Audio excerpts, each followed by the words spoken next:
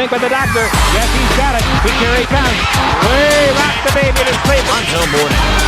Ewing. Oh, wow. Oh, he's going to try to get one more shot off the last push. The ball's there.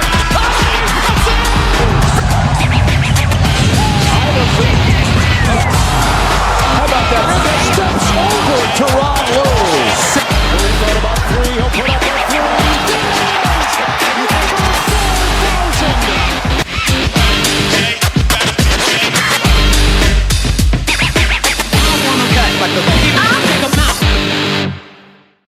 Ladies and gentlemen, boys and girls, children of all ages, Boom Broadcasting presents Three from Deep. I'm your host, Jason Calenzo. Guys, welcome to the show. Just finished off week 2 of this early NBA season. So lots to get into today. We're going to have a fun show ahead of you. And as you can see, I am not alone. I have been blessed with the man, the myth, the legend, our president of Boom Broadcasting, Mr. Michael Davis. Welcome to the show, sir. How are you doing? I am ecstatic to finally be podcasting up a little bit on Three from Deep. And it's a Monday afternoon, and I am ready to talk some basketball because, ironically enough, my team is actually doing well. Your team is, and we'll get into that here because we got a lot to talk about here on Three from Deep. That first week was pretty crazy here with the FBI investigation. Of course, we'll touch a little bit on that too. I want to hear some of your thoughts on that here. It's never too early in the season to start thinking of who's our top 5 players. We're going to talk a little bit on that. We're gonna dive into your Miami Heat today, man, because those Heat. The heat is on, so we love it. But we're going to first start off here with the layup line. I got a few quick things we're going to talk about here. I want to jump into. First things first, just jumping right into the show. We're going to talk about Ja Morant. Ja being Ja right now. Unfortunately, in the news, again, was suspended a game for conduct detrimental to the team. On Friday night in a loss to the Lakers, during his post-game press conferences, kept referring to go ask the coaching staff. So definitely some things grumbling there in Memphis, but was suspended for Sunday's game. And I don't know. I thought Memphis should have gotten away from Ja before the year started, but this is not the way to start off. For somebody that is uber talented, he's in my top 5 of guys I want to pay to go watch because he is just so much fun to watch play basketball. But when he starts getting in his own way, then you get these kind of things. But Michael Davis, my first question to you is it time for Memphis to move on from Ja Morant? That would be interesting if the Memphis Grizzlies did decide to move off Ja Morant, and it wouldn't be a bad idea for character reasons. This is the same guy who said go ask the coaching staff and was suspended a game this week, but this is also the same guy who decided to flash a gun on his IG story not once but twice, multiple times. So when you're asking me what I want in an NBA player, I want somebody who is very talented, very skilled, will put the team above himself for some winning basketball.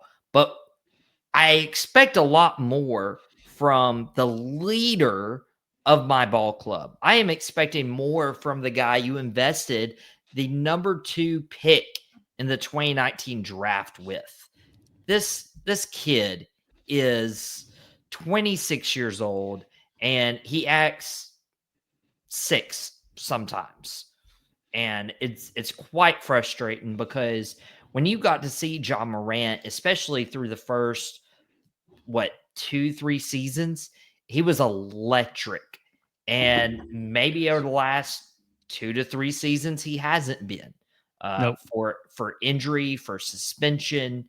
And you look at the rest of the team, and they just got rid of Desmond Bane. Right. Is in Orlando. So you're looking at Memphis, and you're trying to see who can be that leader who can be that guy. And obviously, naturally, it's John Morant. But who else? I mean, we have Jaren Jackson Jr., who I think is an outstanding player, an outstanding defender. And outside of that, it's pretty slim pickings. Cedric Coward, the rookie, has played well a couple of games, but you can't have your star player suspended and expect to have a good, healthy locker room or good production on the court. No, and it's really disappointing too, man, to see this season start off like that with him. Because again, I had high hopes. I know losing Bane kind of hurt that team. They had a coaching change late in the season last year too, which had a little something, maybe to do with Ja. Who knows? But yeah, I think it's time for Memphis to move on. I think they need to find some value in him now before he continues to lose value. And that's the other thing too, is can you get something in return for him? But if he continues to show that he's a toxic player in a locker room, there's not going to be a lot of teams out there that want to deal with that. So very disappointed. Ja was, last year coming off of what he did, he showed a little bit of growth in some of the things he was doing and some of the ways he was talking, but then it just reverted back. And then this year, starting off the way it has, to already start undermining the coaching staff. That's disheartening, especially for somebody, as you said, so electric and who can put the ball in the hoop with regularity. Very disappointed. So, yeah, Memphis, I think it's time to move on. I think Ja needs to go. I think he needs a new change, and I think Memphis needs to get out from underneath him right now. So that's our first story, first layup there. Second one, my man Trae Young, Ice Trae, out over a month with a sprained MCL. Bad news for Atlanta. We had, again, coming in the season, lots of high hopes. I know during the offseason he was in a lot of trade talks, but, when you hear those kind of rumors, who knows, how much money you put into that, because the internet is always full of trade fodder. But Atlanta coming in the season with high hopes. Ice Trae, he picked up Porzingis, some good rookies on that team. But, my man, Mr. Michael Davis, with him out a whole month, possibly even longer with this MCL, is this another lost season for the Atlanta Hawks? And is it time for them to move on from Mr. Trae Young and try to trade him away value-wise? So I don't know if it's a lost season for the Atlanta Hawks. And you're looking at some of those players who are surrounding him. Obviously, you mentioned Porzingis, and we got Okongwu off the bench, which I think is a great position for him. You got Jalen Johnson. You got Risa Shea, the second-year pro, who wouldn't have been the number one pick if he came out in this year's draft. That would have obviously still been Cooper Flag, but nonetheless, still a good player. And then Dyson Daniels has just defensively has shined really well. And then you have a guy like Luke Kennard coming off the bench for the Atlanta Hawks. So for Trae Young, I feel like this could actually be a blessing in disguise for Atlanta. Really? Atlanta has, and I've looked at Atlanta the last couple of years, I'm like, they have the talent to get into the playoffs for an Eastern Conference, but they're not able to get over that hump from getting into the play-in tournament and advancing to the top 6 teams in the Eastern Conference. And while Trae Young is the star of the team, he's the flashy player, he can get buckets, he doesn't do great defense. And when you look at the rest of the Eastern Conference, you need to play defense if you're going to be the point guard and the first man on attack with defense. So I would be honestly surprised if we don't get the Atlanta Hawks starting to find their rhythm. Maybe Luke Kennard and his offensive rhythm can help this team to where they're like, hey, maybe we could actually trade Trae Young for somebody else. Yeah, it's interesting, and we'll see what happens. Hopefully it's only 4 weeks. I know Mr. Young has torched the New York Knicks many a different time in Madison Square Garden. I know he likes to play there, but Atlanta always seems to kind of just fall short. So I'm hoping that him being out only a month, because most people don't think the NBA season really starts till December anyways. So I'm hoping that they can still kind of right the ship and win some games with those guys that you mentioned. So this way, when he does come back, you just plug in an all-star and keep going. So we'll see if Atlanta can weather this storm here. But it's interesting that, man, he's just another one of those talented guys. 6 degrees of separation, kind of locked in with Luka, and you see what Luka's doing. What he did in Dallas and what he's doing in LA. So, these guys are kind of locked together. So it'd be interesting to see how the rest of the season goes for him. But yeah, man, that stinks, man, just to see him missed for a whole month. And man, this season has already started out with a lot of fun, a lot of drama, of course, with everything going on. But we've also got a lot of teams that have start off hot. So let's talk about some surprises. Again, we're up here in the layoff line. Yes, we'll get to those. We'll get to those Miami Heat here. I know they're hot. My Knicks, we're a little suspect right now. I got some questions, but the champs, 7-0. Shai Gilgeous-Alexander just hitting the ground running, looking in MVP form already. The Spurs, 5-0 for the first time in franchise history, which is astounding to even think about because of all the great teams the San Antonio Spurs has. You talk about David Robinson, Tim Duncan, Manu Ginobili, Tony Parker, et cetera, et cetera, et cetera, Kawhi Leonard. Never in the history of that team were they 5-0. And Victor Wembanyama and that crew has them there. The 76ers starting off hot. VJ Edgecombe, man, what a phenomenal start to his rookie year, man. He is on fire. The 76ers, Tyrese Maxey, even Embiid doing some things here. I didn't have a lot of faith in the process right now. I didn't even pick the 76ers to be anywhere sniffing where they are now. But, man, what a shock they are. And the Chicago Bulls looking like the Bulls of old. Josh Giddey signing that contract, doing something. So you got the champs, you got the alien, you got the process, you got the past.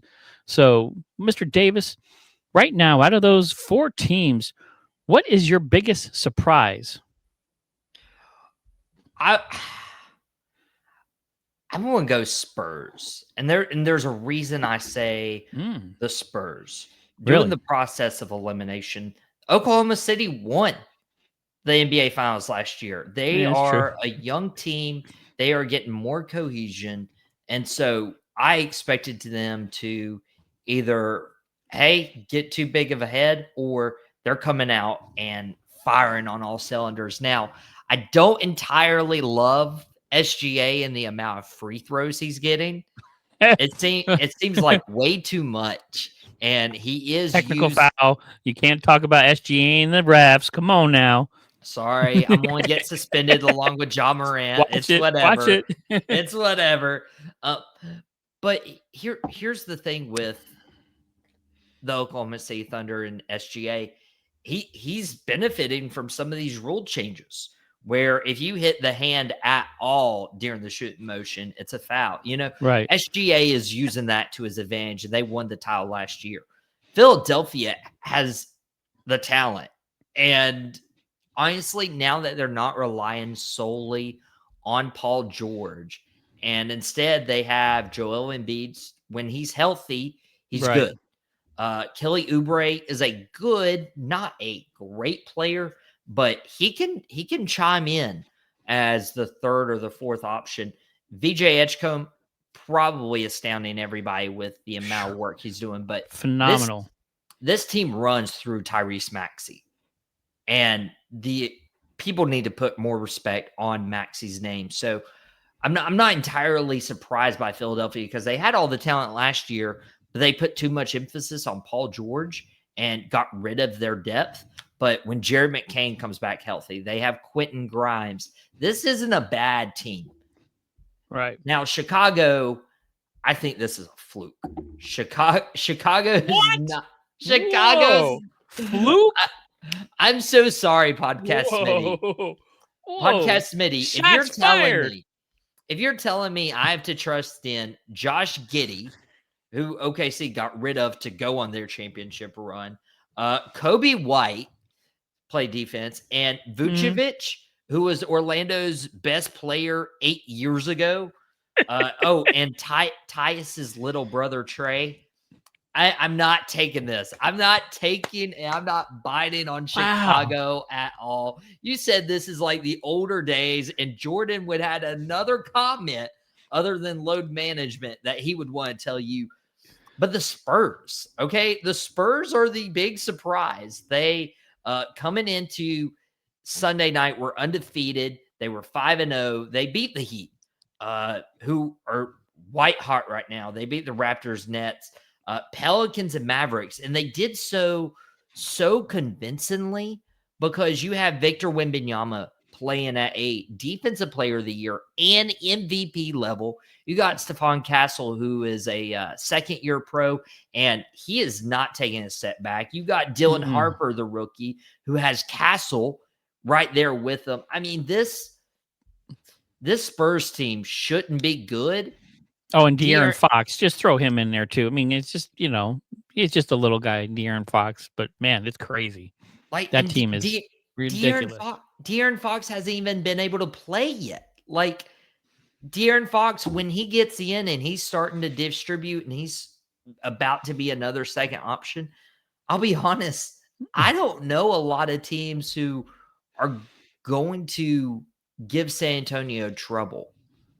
Just because of Victor Wembanyama, how you can play him anywhere, mask any of your deficiencies as a team. Right. And looking at the rest of the West, like Portland, probably not going to last. The Clippers, they're going to take a lot of days off. Houston, let's see this dynamic with KD play out a little bit more.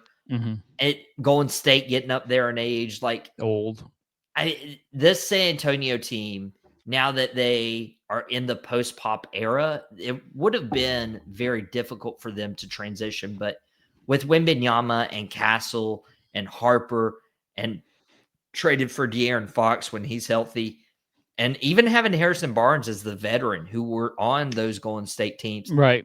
This is just the perfect recipe for everything clicking. Wow. I mean, they're all a surprise to me. Again, I was surprised that the Spurs have never been 5-0 in their history. Victor Wembanyama, I would not be surprised if he was an MVP and Defensive Player of the Year. He is an alien, as they call him. I'm really surprised how well the Oklahoma City Thunder have started out. Usually you win a chip, you come back the next year, you have a little bit of a hangover. It's really hard to repeat in this league. We really haven't had some repeaters here as of late. So for them to start off as hot as they are, 7-0, to be playing, they locked up all three of their stars in the offseason here too. So I'm really surprised that they are doing as well as they are. I would have thought there would have been a championship hangover. There is none. The Bulls, I'm not going to drop an F-bomb like you just did with Fluke, but Giddey and White, those guys are good, but I want to see some consistency. 5-1, lost to the Knicks. I'm glad my Knicks actually beat them. We needed some good wins here. But I am really shocked at the 76ers. There's just so much negativity that was flying around that team. Embiid, talk about getting traded. Paul George, a huge bust. You got some great rookies. You had a rookie last year with McCain that hurt himself, come back this year. But Maxey and VJ, those 76ers are playing great basketball. And in Philadelphia, where the media is super tough and they will let you know what they think, for them to kind of come out the gate and play as well as they have this season, and really you don't hear any noise from Embiid.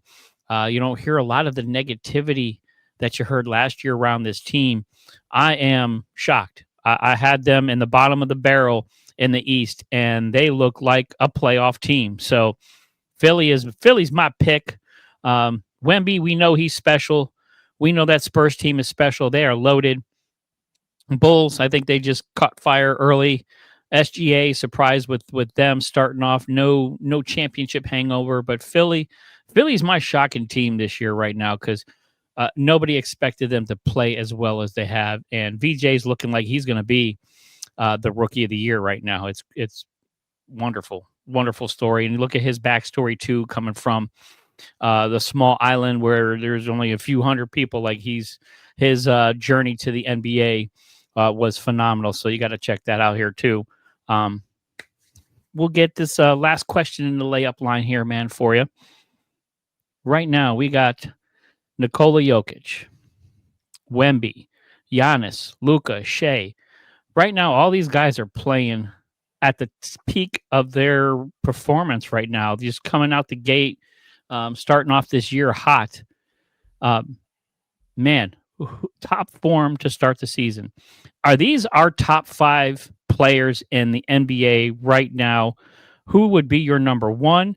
And who do you think is in the lead right now for MVP?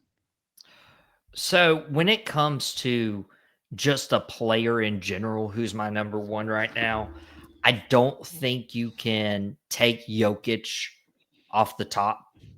Now, granted, I don't think as of right now, Jokic would win MVP. I think he deserved it last year.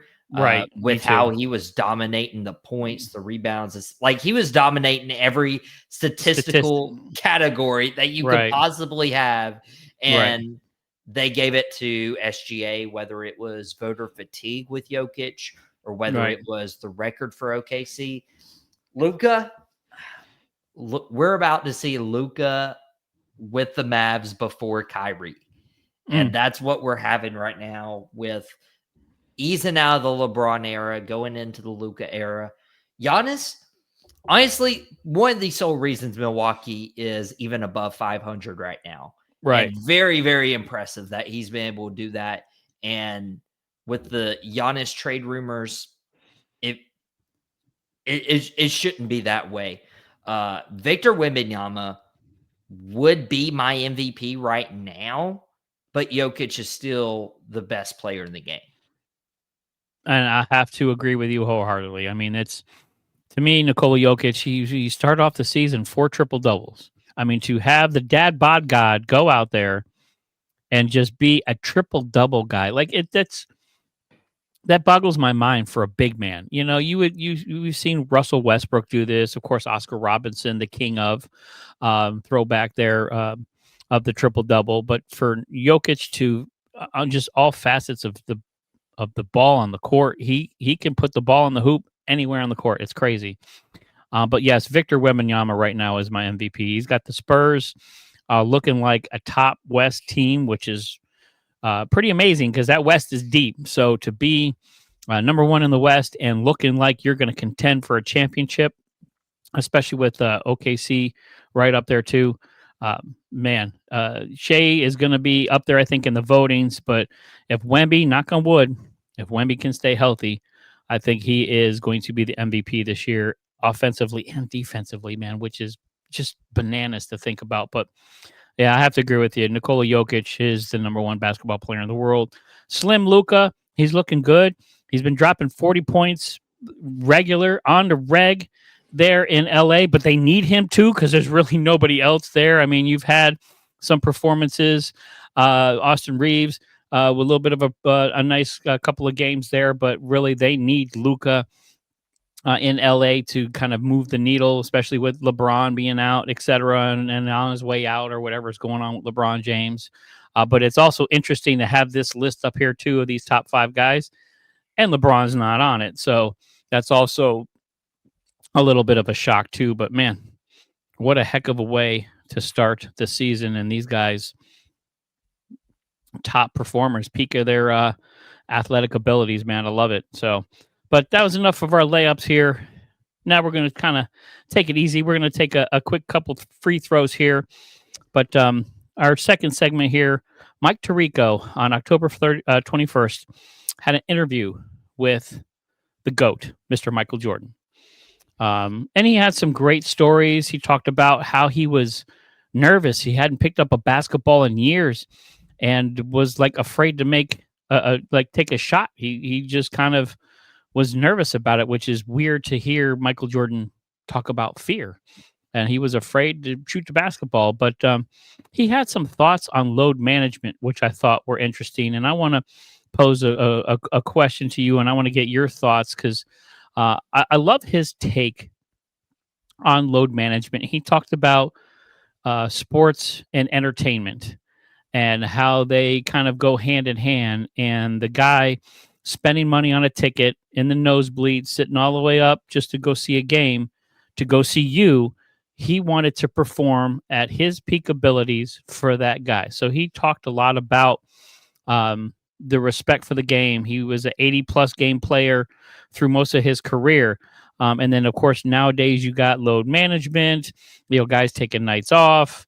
We got to rest up for the playoffs, etc. So do teams and do players have a responsibility to the fans, entertainment value, to play every game no matter what, as long as you're healthy?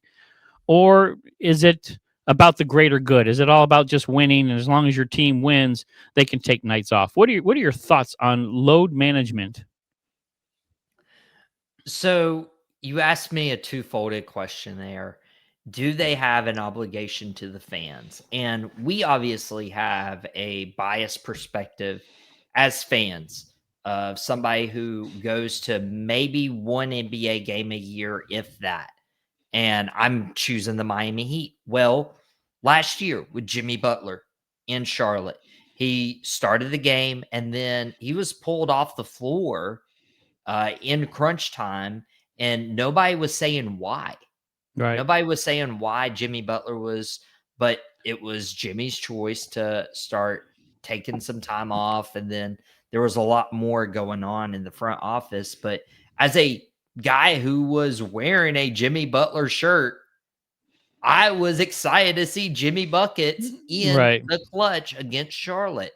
And the Heat obviously pulled that one out. But it did diminish a little bit of my experience looking back that Jimmy Butler would just take it out on somebody who paid their money to get to that game.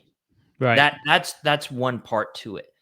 But for it to say like load management helps the greater good and helps the team win down the stretch, I don't fully believe it. Jason, I feel like a lot of people are just calling in. Like, if you think about load management now and some of the players that are associated with load management, I would say Kawhi Leonard. What have the Clippers done since? Like, what has Kawhi done since he left Toronto? Nothing. James Harden in the same boat without a ring. You go to the Eastern Conference, Joel Embiid. Joel Embiid's a lot for injuries, but this is a team that hasn't gotten past the second round of the playoffs. And so we could keep going on this list of people who decide to rest and does nothing.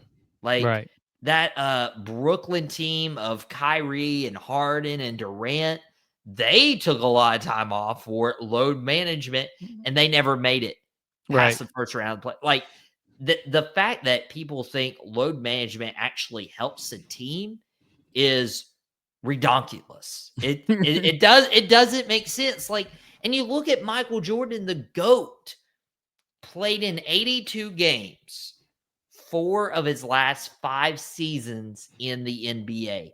And credit, one of those was his final season with the Washington Wizards. The oldest he was, and with as bad as the Wizards were, he was playing in all 82 games. So I love it. If anybody can talk, it's Michael Jordan. Yeah, fans are like, yeah, play. We have to show up to our work. We have to go to our 8 to 5 job. There's no load management with our job. And that's true. But if the greatest basketball player of all time is saying, hey, this load management doesn't work. You have an obligation to your teammates, to your fans. And don't you think, like, when these players are taking time off and the guys lower on the depth chart have to play, do you think there's a little bit of resentment to where this is actually hurting the chemistry and hurting the morale, to where when you do get into those high pressure moments and the stars are like, oh, this is my time to shine, it's a lot harder to have that cohesion work together as a squad? And I love it. I love your thought process. I love a lot of the stuff you just said, because it's true.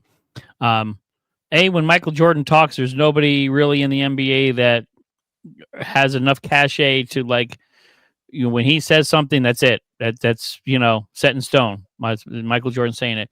But I agree. And you're paying hard-earned money, whether it's going to a game, whether it's, especially right now where you got to pay to watch NBA teams on TV or on stream. You got to pay for an app, or you got to pay for this, because you don't just get basketball free anymore, or just on standard channels. You got to, like, pay to watch, and that's true for most sports. You got to pay. How many different apps are these things on now, whether it's Amazon, whether it's ESPN Plus, et cetera, et cetera. So you're paying hard-earned money even when you're not going to an actual stadium. So for players to use, I want to be healthy for the playoffs. Well, dude, you're playing basketball.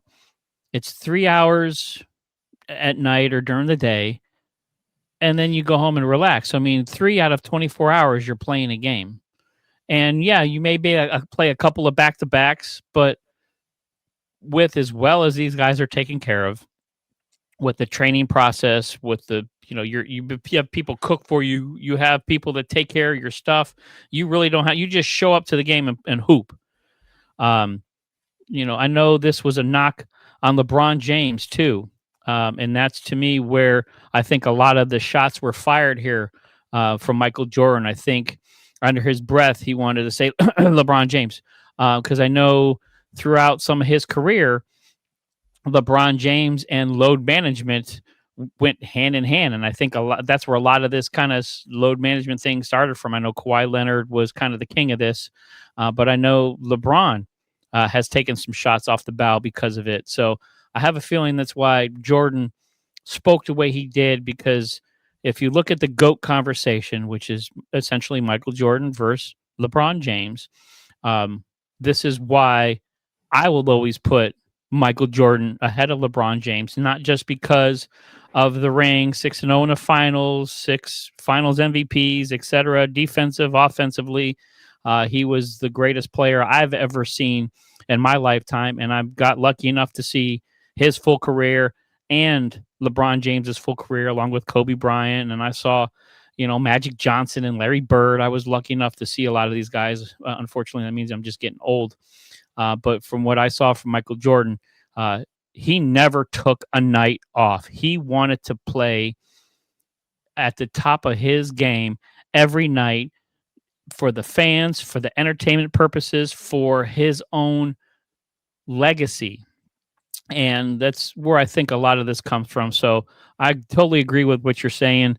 It's just interesting to hear it from Michael Jordan. But I do believe there's some subtle shots fired there. So MJ, still the GOAT. Love it. So, but now we're going to get into our 3 from deep. We're going to start shooting up some 3 balls here. So I know you got that nice Miami Heat jersey on there, little T-shirt there. I have been lucky enough. I lived in South Florida for a long time. I have been lucky enough to watch a bunch of Miami Heat games in person. Love going to it. My most exciting game, I got to watch Carmelo Anthony and the New York Knicks play Dwayne Wade and the Miami Heat. Was a phenomenal game. I was lucky enough to be in person and watch one of those games. So I'm a closet Heat fan, even though as a Knick fan, I can't say that. I remember when Shaq landed in Miami, they shut the city down. I lived about an hour away from Miami up in West Palm. It was huge. I don't think there was anything bigger. It was the biggest news to hit that area in a long time when Shaq landed. So, but the Heat starting up the season hot, looking pretty good in the East.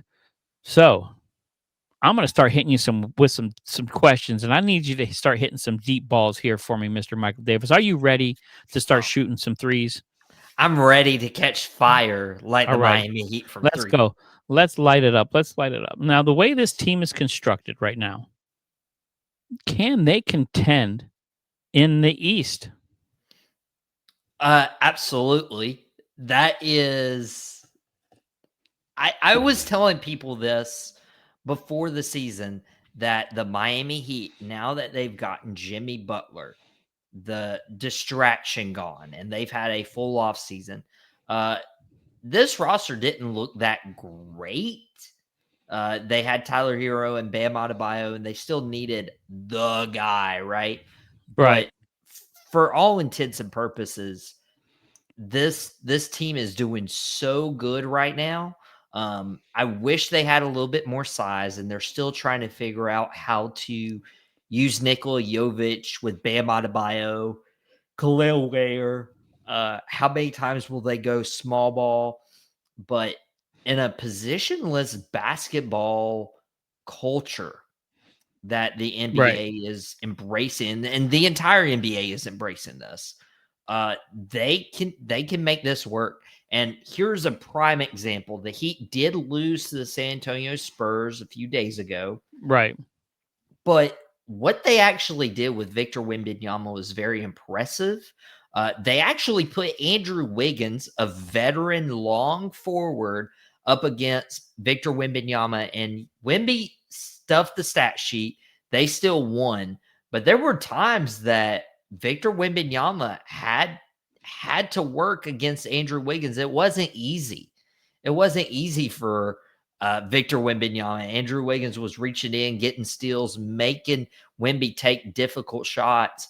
And if that's how you're playing against mismatches like Victor Wembanyama, I'm okay with it, because while this team is still in the hands of Eric Spoelstra, I will take this team any day to compete in the East. And this is why they're going to be one of the top 6 seeds.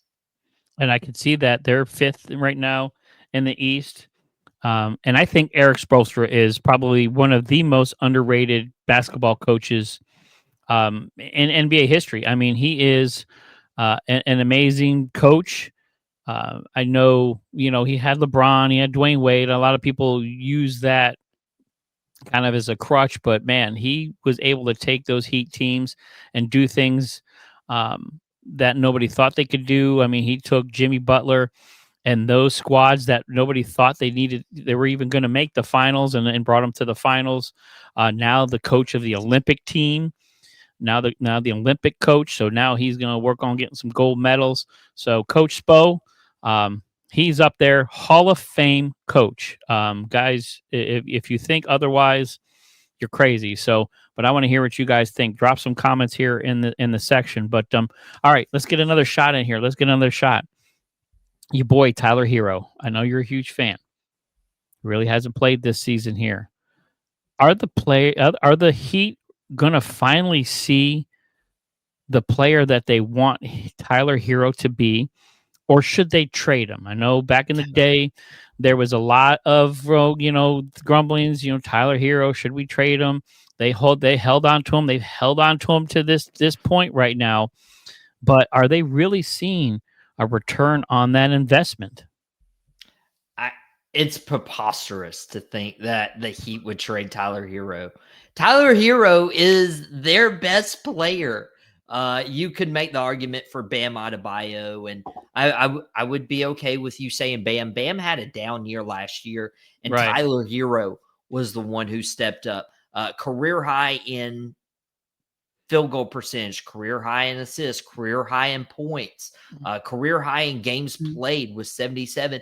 Tyler Herro, first time All-Star last year. And so this is so, it baffles me how many times we'll see a player leave after their freshman year at a university, and Tyler Herro was Kentucky, and it takes a few years to adjust. Now, Tyler Herro was on one of those NBA Finals teams you were talking about during the pandemic. So his rookie year, he's adjusted to a pandemic and doesn't really get full cohesion. But when he was making buckets and he didn't have as much pressure on him, he was great.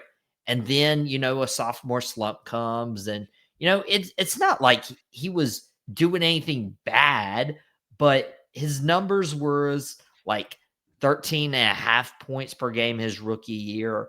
It went up that next year with 15. And he's actually gradually increased or remained the same in a lot of categories, including points per game, 3 straight years averaging 20 points, hovering around that 44% shooting mark until last year, until he bumped it up to 47%. Tyler Herro is what is going to help attract another star to Miami. Tyler Herro is homegrown, just like Bam Adebayo, and he is a bucket. Like, if the Heat were to win the Giannis sweepstakes down the road, and you could you could throw in another name in there, and I'd be okay. But if they were to win those sweepstakes, you give Giannis a guy like Bam Adebayo, who's going to play really hard defensively and be a great third scoring option. And you give him Tyler Herro that you can dish the ball out to and will make buckets. I was very upset that they moved off Duncan Robinson, even though I'm really okay with Simone Fontecchio now that he's starting to get his groove with the three-point shooting. But Tyler Herro was very intricate in both of these finals runs that the Heat did. And moving off Herro would have been a terrible idea when they were trying to get Damian Lillard. And there's a reason Pat Riley didn't move off Tyler Herro. And I kid you not, everybody is bringing this up because the Heat are playing well without him. They're the fastest team in the NBA pace-wise, which has really helped. And the emergence of Norman Powell. Norman Powell, I thought, was the steal of the offseason. Nobody believed me. And he has shown himself very, very well. And my big thing is, rather than, we have Norman Powell now, we can trade Tyler Herro. No. Norman Powell and Tyler Herro are going to learn how to work together in the positionless basketball that the Heat are running. And this is going to help Norman Powell become a better part of this offense, because now he's going to have this confidence when Tyler Herro comes back, and teams are going to have to guard Herro and Powell. Herro's not going to be the number one guy. Powell's not going to be the number one guy. They're going to be 1A and 1B with Bam as a 2, and we have a lot of rotational pieces. So the success early on isn't about moving off Tyler Herro. It's about how dangerous is this team going to be when they add another offensive weapon like Tyler Herro. Okay. And I agree with you, and I can see your perspective. I'm a little bit leaning the other way. I've always expected more, the way he came in with some hype, the way they always hyped him up, the way they held on to him. I know during the Lillard trade, I think during the KD talks too, I think he was in there, and a bunch of the different trades. Everybody always wanted to get Herro, which I can see why. I just was always waiting for that moment. It's a lot of those Heat runs. It was Jimmy Butler. A lot of the other stuff going on with the Heat, it was always somebody else. Herro, I want to see him be the number one. I think he is a number one option. I think he's a number one talent. He can be the guy to lead that team, but I want to see it. I'm just like, show me something more. I mean, he has these flashes and then either gets hurt or just kind of fades. So I want to see some more out of Herro. I can see why, and I trust Pat Riley. He's been doing this a long time, so there's obviously a reason why he's kept him. So I want to see something from Mr. Herro. Jason, real quick, go ahead. I do believe in Tyler Herro, and I feel like he gets a lot of criticism on Heat Twitter and all these fans. But a lot of people get these all-star nods and these all-star bids because they have the names like the LeBrons and the Durants and the Kyries, and Right. they but for a young player like Tyler Herro to earn an all-star bid, he had to earn it. Right. Like, he had to earn it, and he earned it last year when Jimmy Butler was still on the team and causing all this drama. So I am Right. very excited for a selfless Heat team adding Tyler Herro, and it's going to be incredible because I would have hated for Tyler Herro to be here game one and Norman Powell try to find his place on the team Right. rather than now where the Heat have the opportunity to maximize Powell and then, okay, here's how we're going to maximize Herro alongside of them. Right. Well, those guys definitely fit in. They talk about Heat culture down there Mhm. a lot. That's a huge thing with that team and that organization. So those guys definitely fit the culture down there too. So, all right, let's get another shot in here. Who is your X factor for the Heat this year? Who's that guy that is going to push them over the edge? Whether it's somebody off the bench, somebody we don't know about yet. Mm. Well, I mean, I feel like the obvious ones would be Hero Powell, Adebayo. Andrew Wiggins is in a lot of trade rumors. Right. Davion Mitchell, you don't really know. Is Davion Mitchell going to stay in the starting lineup when Tyler Hero returns? Are they Right. going to push Wiggins or Ware to the bench? Where's Jovic in all this? Jovic has actually been slightly disappointing for me. But there's a guy that I didn't want to give up on. And so far, so good. He is showing why the Heat have kept him. And he is a guy who fit Heat culture when he got drafted from UCLA back in 2023.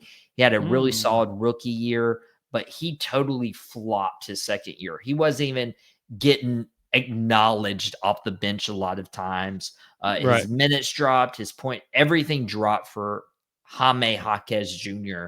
last year. But through Right. the first 5 games, coming off the bench, get this, he's averaging 16 points a game, Perfect. That's nice. 6.5 rebounds, 4.5 assists, a steal per game. He's got 87% free throw shooting, and he's shooting 62% from the floor. That's pretty good. For a guy who's playing now 29 minutes off the bench, which that would be his career high. Right. I mean, he's really leaped up. And like Tyler Herro getting thrown into the trade rumors, Jaime Jaquez was thrown into the trade rumors this year. And a lot of people actually thought Jaime Jaquez was the second worst player last year, aside from Yeah. Terry Rozier, which Hmm. Rozier was a total flop and got removed from the rotation altogether. So a lot of people weren't high on Jaime Jaquez, and he's Right. actually put in the work this offseason, and you're seeing the results now. So if they can get Tyler Herro back, and if they can have Tyler and Norman play well together with Bam Adebayo, Ware takes that leap, if they can have Jaime Jaquez come off the bench and really rally this team, this is dangerous. Like this is a good, fun team, and I am excited for the Miami Heat. I'm excited to be them see the Heat back there too, man. I love, again, especially being a Knicks fan. I love the history that we've had playing with against the Heat and with the Heat and some of those battles with Ewing and Morant and et cetera. So I'm excited to see the Heat back up there too, because I don't think the East is the same without the Miami Heat making some noise. So I love it. But you mentioned his name already. Uh, I don't like bringing this up, but of course it's news, so we got to bring it up here. Scary Terry Rozier in the news for all the wrong reasons.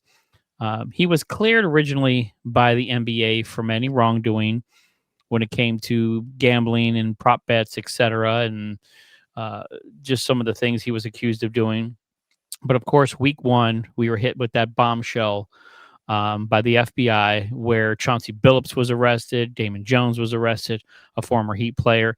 except he didn't do what he did while he was on the Heat. At least I don't think there was some of that on there. But of course, Terry Rozier was arrested too, which kind of made the NBA look a little off, especially since they cleared him. But I want to talk to you about this here real quick here. First of all, what were your initial thoughts as soon as this bombshell hit? As soon as you saw guys get arrested for what was going on? Two different scenarios. One, with guys giving information about hurt players and kind of taking themselves out and doing these things to help prop bets, and then of course the illegal poker games that Chauncey Billups is involved in. So you got a bunch of different facets of this whole investigation going on. But what was your initial thoughts when all this went down? My initial thought, it's a lot bigger than anybody expected. Right. Terry Rozier obviously gone for the foreseeable future. Chauncey Billups, who is getting his chance as a coach over in Portland, he's gone as well right now. It's going to be tough, dude. There's probably so much there. Gambling is just integrated into our culture, whether it's prop bets, whether it's winning games, and it's going to get ugly. But the likelihood of Terry Rozier or Chauncey Billups, if found guilty, because you're innocent until proven guilty, the chances are their NBA careers are done. Which is unfortunate too, and that's the way it's looking right now. And we talked about this on the last show. I had my man Podcast Smitty on, and we talked about it here. And it's so weird to talk about too, because gambling and betting is so the norm now. Like, you put on ESPN, and there's ESPN bets, there's FanDuel, there's all these apps and stuff now, and you have pro sports, major sports in bed with a lot of these gambling apps now too. And that just makes the water so muddy, because you hold the players accountable for not getting involved, but yet at the same time you promote this stuff like it's nothing. But what went down here in the NBA week 1, is this going to leave a stain on the NBA this year, or do you see this kind of hopefully going away quietly? I don't know if it goes away quietly, but if people don't think it's in the NFL or MLB or NHL, they're sadly mistaken. There's been a lot of scandals with major associations and major sports leagues, including WWE, that we were like, oh, this is going to tear it down and everything. No, the NBA is still going to be here. NBA ratings are still not going to be affected by gambling. If anything, it'd probably help it. Right. As bad as that sounds. So I think there's going to be a lot of money involved when it comes to settling all this, but there's going to be scapegoats like Terry Rozier and Chauncey Billups that take the fall. Yeah, unfortunately, and I talked about this with Smitty, there's going to be a lot of singing. Whenever you get the FBI involved, and whenever you talk about gambling, they also started throwing the mob around, which I thought was insane. That, like, it just feels like this has a movie written all over it going on here behind the scenes. But when you get this kind of thing, players' names, and that's the thing I'm afraid of.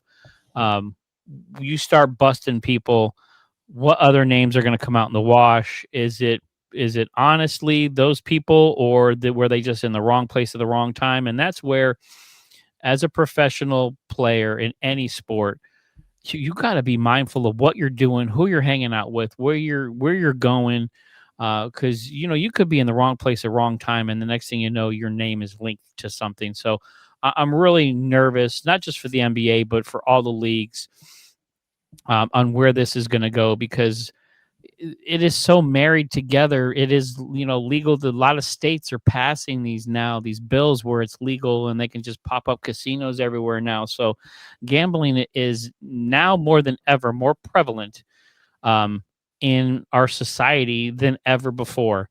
And to think that this is the end, it's not. To me, this is only the beginning, and I hope it does not get worse. But it's going to be interesting to see how this investigation goes and who else is going to be involved. But my last question on this here is, of course, Terry Rozier, not a huge contributor to the Miami Heat, but a Heat player nonetheless. Is this going to have any kind of distraction on the Heat's season with everything playing out? So I don't believe so. And here's why. Terry Rozier, with his gambling, it took place while he was in Charlotte, Right. and the Heat didn't know about that. Right. Everybody says that the Heat could not trade Terry Rozier away, but they still credit him as, a good person. They actually, a lot of players and coaches have came out and talked and have his back as a person, as his character. So that's very interesting to see. He's not around the locker room, so maybe he's not helping develop. But the Heat were trying to trade Terry Rozier before all of this really went down. Right. And they're not going to be able to trade him now for obvious reasons. The only thing I could see this doing is the Heat trying to get some compensation.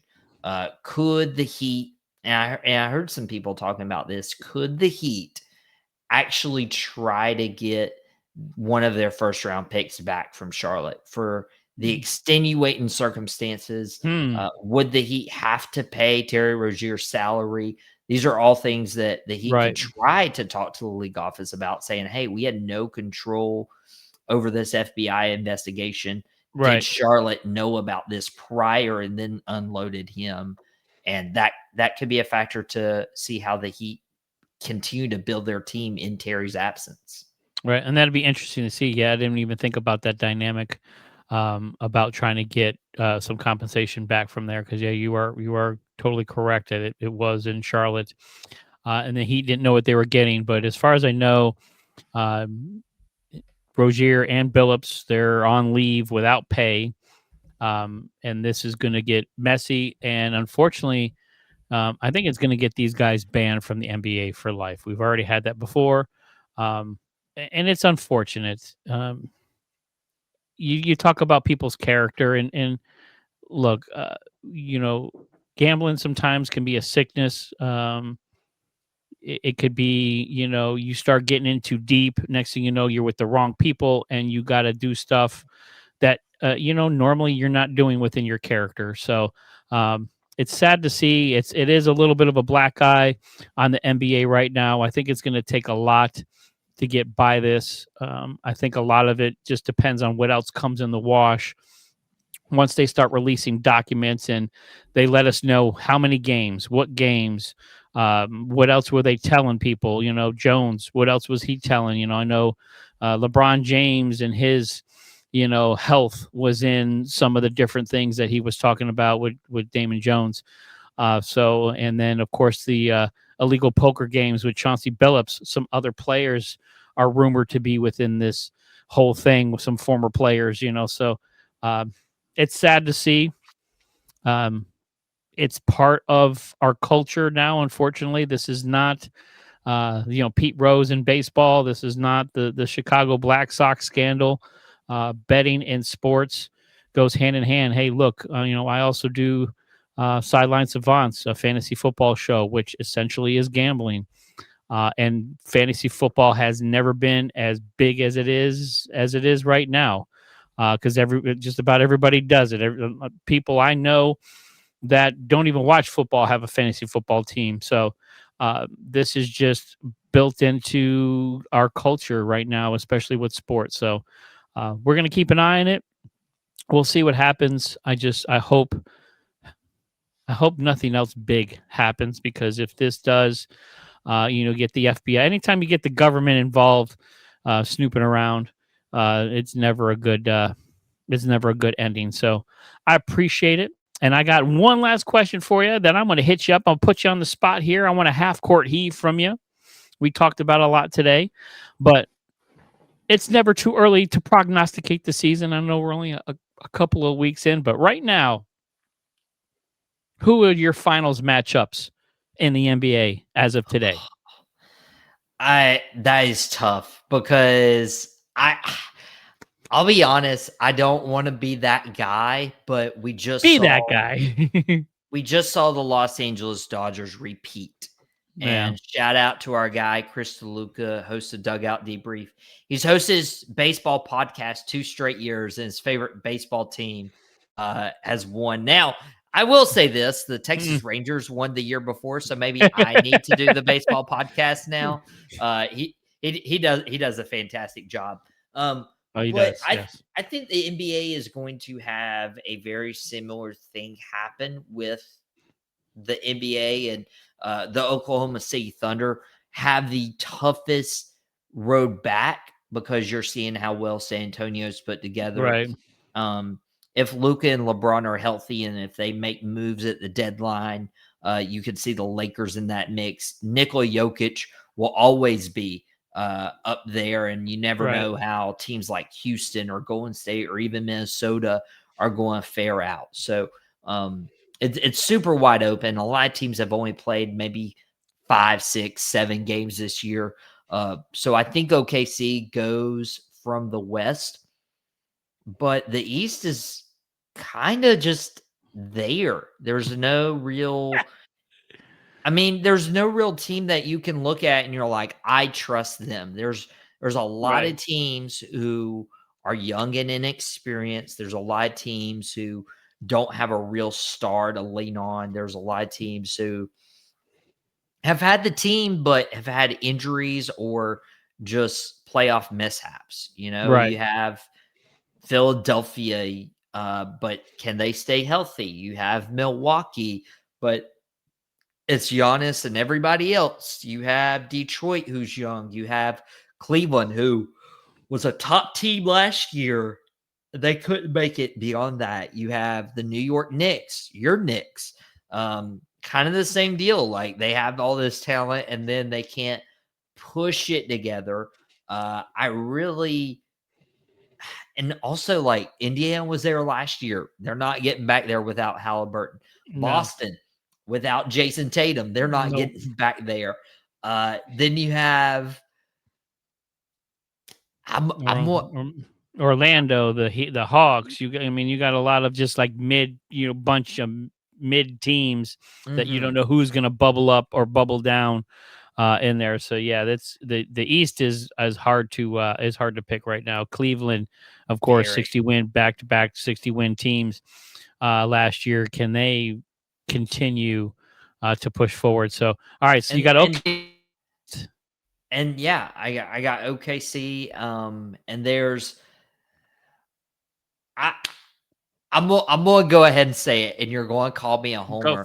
Go for it. But I believe by process of elimination, the Miami Heat will make the NBA Finals. There it goes.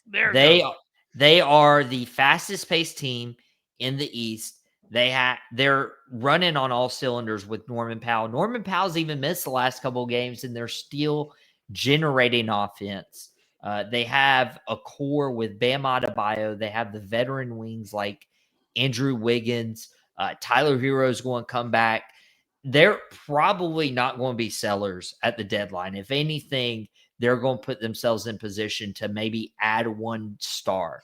Maybe there is a disgruntled star. Maybe there's an underappreciated star. John Morant. Somewhere in the NBA. I don't believe it be John Morant. I believe it would be for a big or a wing. But with the emergence of Jaime Jaquez, with Fontecchio surprising a lot of people after they traded away the franchise's all-time three-point shooter. Right. This is mapping out to be a really weak Eastern Conference. And I think if they were healthy, Philadelphia would be the favorites. But not trusting their health. I think I trust Spo to keep this pace going, and the Heat find themselves in the NBA Finals against the OKC Thunder for the first time since LeBron's first year with the Heat.